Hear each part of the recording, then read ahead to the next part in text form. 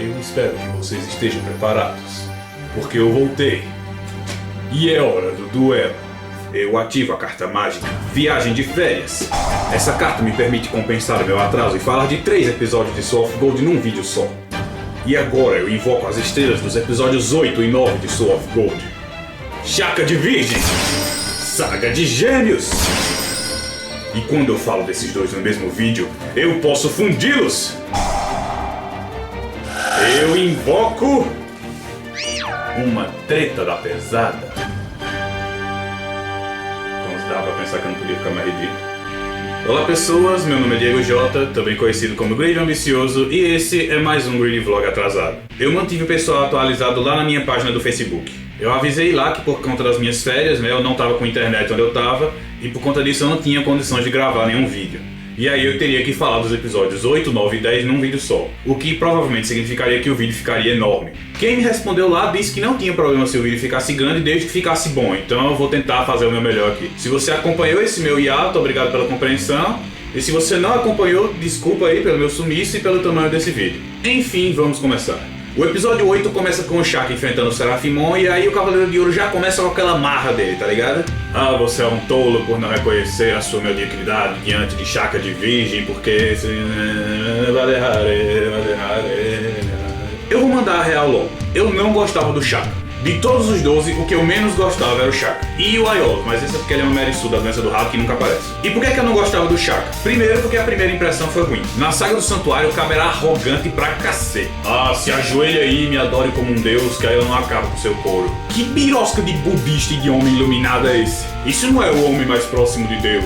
Isso é o homem mais próximo do Digidi Digidi. Aí ele passa as garras de Poseidon inteiro sem aparecer direito. E quando ele volta aos holofotos em Hades, ele era o modelo da virtude.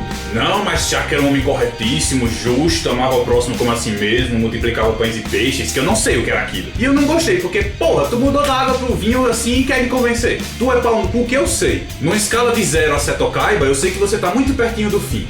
Mas o que foi que aconteceu? A minha antipatia inicial pelo personagem acabou me impedindo de ver aquilo que eu comentei no outro vídeo. Crescimento, o personagem não precisa e de preferência não deve ser o mesmo do começo até o fim do anime, ele deve crescer, ele deve melhorar. E eu não pude enxergar o crescimento do Shaka. E por que eu pude ver isso agora? Porque nesse episódio a Toei mostrou os dois lados do Shaka. O lado, eu sou o indiano mais pirocudo desse anime, lá da saga do Santuário, e o lado piedoso e iluminado da saga de Hades. E aí a gente pode ver que o cara é orgulhoso, e ele é orgulhoso porque ele pode ser orgulhoso. Você pode achar ruim que um cara que é bom no que faz fique se achando. Agora vá lá na cara dele e mandar ele parar de ser o pau no cu. Aí olha, foi brincar de dizer, e aí vai tentar a sorte, e aí a gente viu o que sobrou pra ele, né? Mas ao mesmo tempo que ele tem todo esse orgulho por ser forte, ele também tem aquela bondade que a gente só não viu na saga do Santuário porque ele tava, com perdão da palavra, cego. E porque o oponente dele era um mero cavaleiro de bronze. Mas voltando pro Soul of Gold. Shaka manda o ciclo das 6 existências e aí a armadura do Balder faz um barulho esquisito, como se fosse aqueles animalzinho de balão, tá ligado? Sabe Deus lá por quê? Só que como de costume esse golpe não dá em nada, só que o Shaka continua mandando ilusão e macaco na mão de Buda e não sei o que, não sei o que, tentando mostrar que ele é mais foda do que o outro doido lá. E a Toei conseguiu fazer ele parecer muito fodão nesse episódio, Cacimbete voador. Só que aí o Balder mostra que ele é o homem mais hackeado dentre os guerreiros deuses, porque ele recebeu umas runas mágicas de Odin quando ele era criança. E aí a gente vê flashbacks da vida dele, de como ele começou e de como ele chegou até aqui. E isso deixa claro aquilo que eu falei lá no começo dos meus vídeos. Balder é um personagem bem mais agradável do que os outros guerreiros deuses, simplesmente porque a gente sabe quem o infeliz é. E aí espíritos malignos daqui, runas mágicas dali, e a luta é bem topada, interessante e equilibrada. Aí pula pra Helheim, onde Doku continua não fazendo nada que presta, e aí de repente se escuta a voz de Andreas dizendo: Lífia, venha fazer o seu último trabalho. E aí ela sai andando. E pronto, acabou Helheim por esse episódio. E aí vem o segundo foco desse episódio, que é Svartalfheim.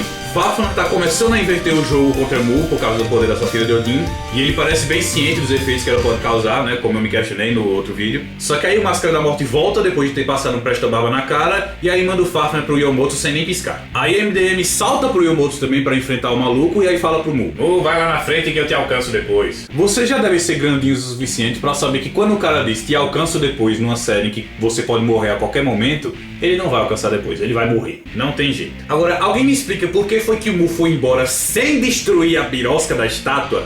a porcaria do Guerreiro Deus não foi tirada do caminho, eu vou deixar essa estátua aqui pra você. E se o Máscara da Morte perdesse a luta, miserável? Como é que ia ficar? Por favor, Toei, Mu foi um dos primeiros a aparecer nessa biroça desse anime, só vem fazendo merda atrás de merda. Aí tem um flashback do Balder, e se você não for um imbecil e percebeu que a voz que tava falando era a voz do Andreas, você já sabe nessa hora que quem abençoou ele não foi Odin coisa nenhuma. E já é a partir desse momento que eles não fizeram questão nenhuma de esconder que o verdadeiro inimigo por trás disso tudo era Loki.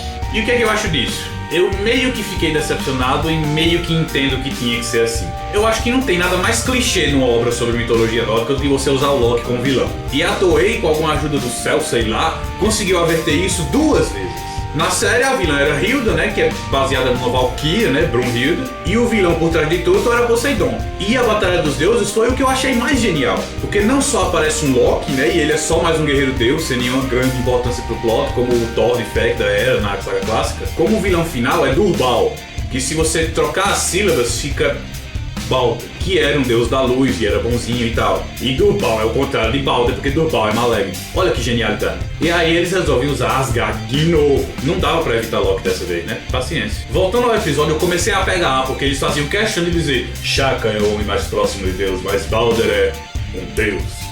Umas 4 vezes, do episódio passado para esse. Já deu, bicho, perde a fotice depois de repetir tantas vezes. Aliás, um dos soldadinhos lá do flashback do Balder também tem a voz do Andreas. Mas tão sem dinheiro para contratar dublador mesmo, né? Os Cavaleiros de Bronze, quando aparecem, tão mudo. A Athena também só aparece, não fala porcaria nenhuma. E duvido também que vai falar qualquer linha nesse anime inteiro. Tá complicado. Voltando pro Yomotsu, Fafner mostra que os espíritos dos irmãos de Helena estão aprisionados lá, mesmo que não tenham morrido ainda. E que se ele morrer, os moleques morrem junto. Como é que a MDM resolve isso?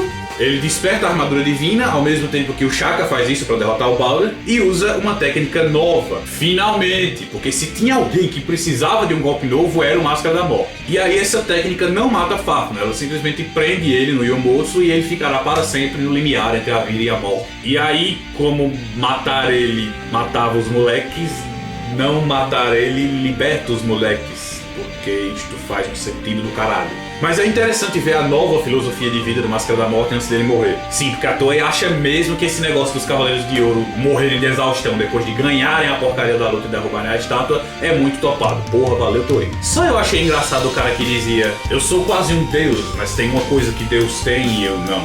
Compaixão pelos fracos. Tá agora usando isso de lição de moral pra falar com o Guerreiro Deus. Eu falei que esse Shaka era pau no cu. O hack das runas do Balder abandona ele com a derrota, e por causa disso o corpo dele começa a sofrer todo o dano que ele acumulou a vida inteira. E aí Shaka usa o Tesouro do Céu pra tirar o sentido do tato dele pra que ele possa morrer em paz. Parabéns, Shaka, eu gosto um pouquinho mais de você agora. Eu ainda prefiro Saga. Próximo episódio, e eu espero não ter treta falando desses dois aqui no mesmo vídeo. Por favor, viu gente? Vamos ser amiguinhos, beleza? Eu acho engraçado como a Toei não faz a menor questão de fingir que tá tentando enganar a gente. O review do episódio anterior meio que dá a entender que o Shaka morreu depois de ter derrotado o Balder. Só que aí lá no final do episódio, quando tiver o preview do próximo, mostra o Shaka vivo. Saga dá de cara com o Sigmund, que começa a ficar se achando por causa da espada dele e tal, que começa a balançar pra lá e pra cá, e a porcaria do Saga só fica desviando. Aí ele começa a falar sobre o Siegfried e a gente descobre que ele não era tão estúpido quanto a gente pensava. A gente pensou que ele odiava os cavaleiros porque ele achava que tinha sido eles que mataram o Siegfried quando quem matou foi Sorrento. Só que na verdade ele sabe que foi o Sorrento, só que ele resolveu colocar a culpa desse acontecimento no Olimpo inteiro. Quer dizer, eu não sei se isso é inteligência ou se é simplesmente outro tipo de burrice, mas pelo menos desinformado ele não tá. E em Helheim, Doku consegue derrubar finalmente a máscara de Utgard, que se revela como Utgard! Ah, é o Xion. Ah, é o Cano. Ah, é o Obito, é o Silvio Santos. Não era ninguém. Ah, não era ninguém. Chora mais! Mas ok, pelo menos a máscara servia pra alguma coisa, que era esconder o fato de que ele era um ressuscitado como os outros Cavaleiros de Ouro. Coisa que não é aproveitada de maneira nenhuma. E aí a Câmara dos Mortos mostra que é feita de isopor e desmorona porque o Utgard destruiu ela de propósito com as costas. Aí ele corre e o Doku provavelmente corre atrás dele. E aí corta pra Lífia recobrando a consciência e lembrando que foi ela que ressuscitou os Cavaleiros de Ouro. Meu Deus, que revelações bombásticas neste episódio. Aí o Andreas começa a provocar dizendo: foi você mesmo que ressuscitou os Cavaleiros de Ouro. E ela fica toda: ah, não pode ser. Mas resolve continuar em frente até o Aioli assim mesmo. Mas pera lá, o Andreas não disse venha cumprir o seu trabalho no episódio passado? Por que ele tá agindo desse jeito agora?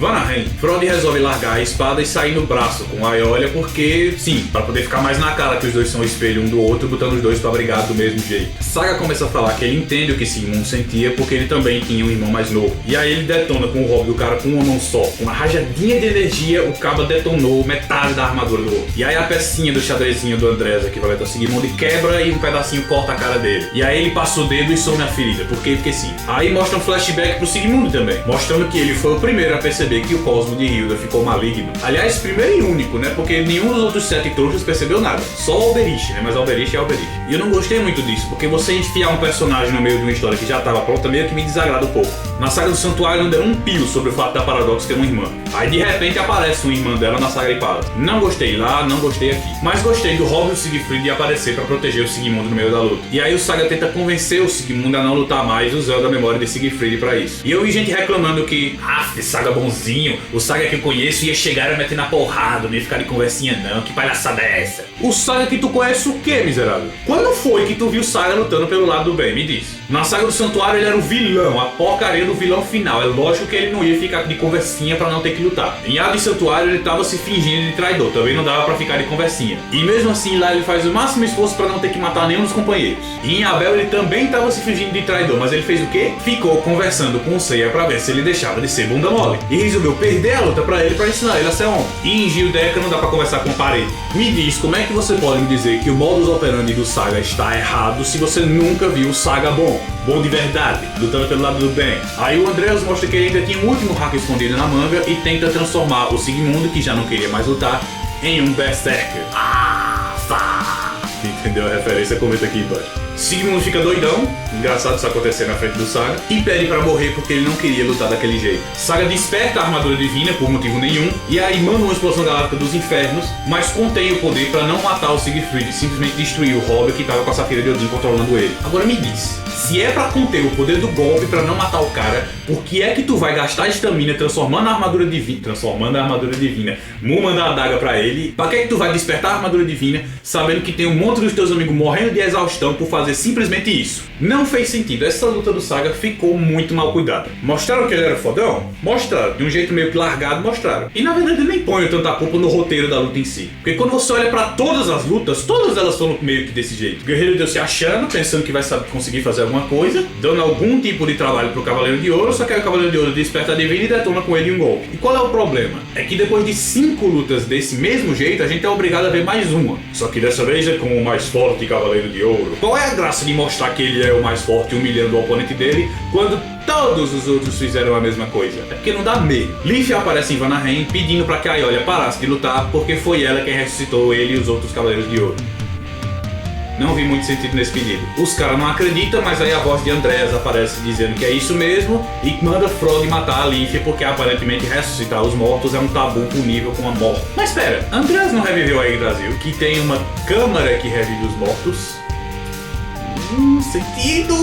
Aí tem flashback pro Frode também, mostrando que ele era meio que o Hagen da Lífia, que a Lífia era meio que uma freia pra ele.